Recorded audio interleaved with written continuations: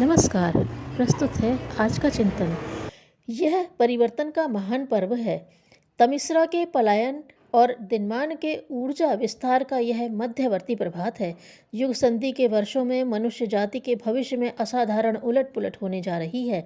महाकाल की गलाने और ढालने वाली भट्टी प्रचंड दावानल की तरह गगनचुंबी होती जा रही है।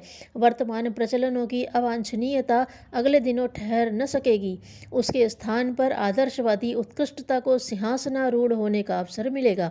इस प्रभात परिवर्तन का प्रथम दर्शन पर्वत शिखरों पर दृश्यमान किरणों की तरह होना चाहिए। इन दिनों कोई जागृत आत्मा मूक दर्शक बनकर न रहे, अग्रिम पंक्ति में खड़ा हो और महाकाल के अनुशासन को सर्वप्रथम धारण करके मूर्धन्यों वरिष्ठों की तरह श्रेयाधिकारी बने। इन दिनों जिनके अंतराल में सृष्टा के युग परिवर्तन प्रयास के प्रति उत्साह जगता हो, भागीदार करने के लिए उमंग उठती हो, उन्हें इस हलचल को अच्छी प्रेरणा एवं आत्मा की पुकार की तरह महत्व देना चाहिए। सोचना चाहिए कि जब असंख्यों के कान पर जून तक नहीं रेंगती तो उन्हीं को यह कसक क्यों कचोटती है।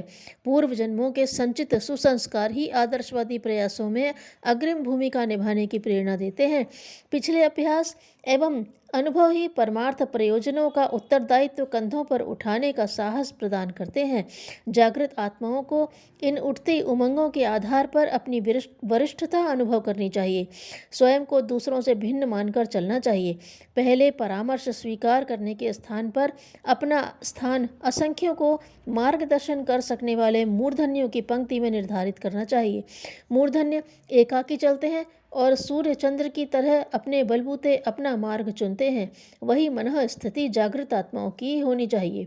अपनी रीति नीति में प्रमुख परिवर्तन यहाँ से आरंभ होना चाहिए कि आकांक्षाएं, अभिलाषाएं वैभव बड़प्पन से हटाकर व्यक्तित्व को महान बनाने और जीवन क्रम को अनुकरणीय अभिनंदनीय स्तर तक ले जाने की योजना बनाई जाए। उस मार्ग को खोजें जिस पर अपनी महानता को जागृत, प्रकट, परिपुष्ट और चिरस्मरणीय बनाने का अवसर मिलता है।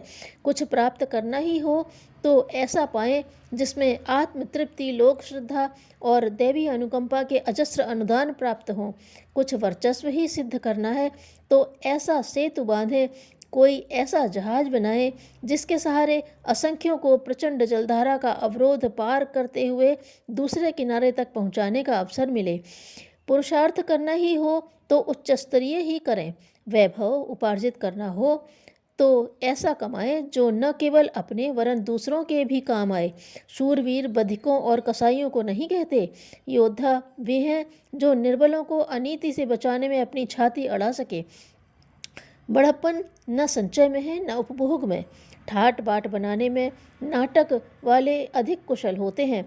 खजांची आए दिन लाखों के वारे न्यारे करते रहते हैं, सर्प खजाने पर बैठे रहते हैं।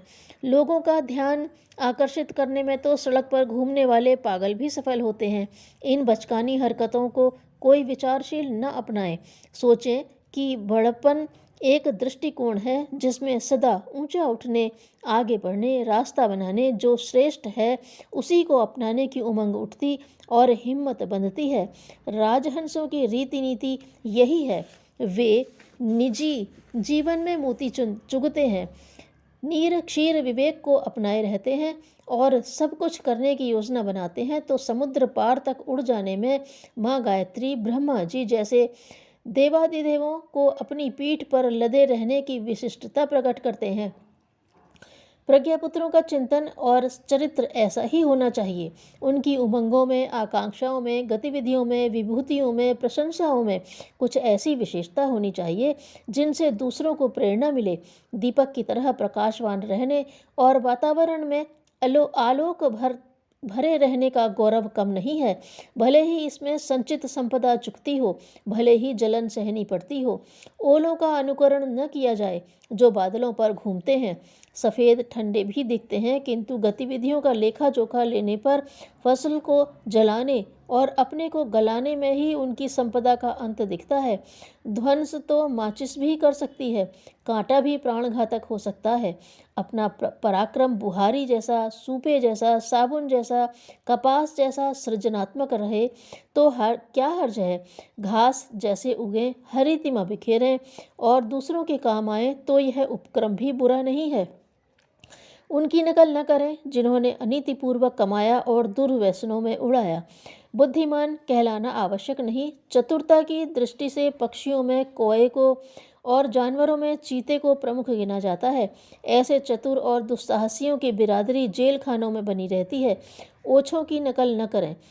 व्यक्तित्व की दृष्टि से बचकर लालची, उद्धत, उच्छृंखल लोग अपने मार्गदर्शक न बने। आदर्शों की स्थापना करते समय श्रेष्ठ सज्जनों को, उदार महामानवों को ही सामने रखें।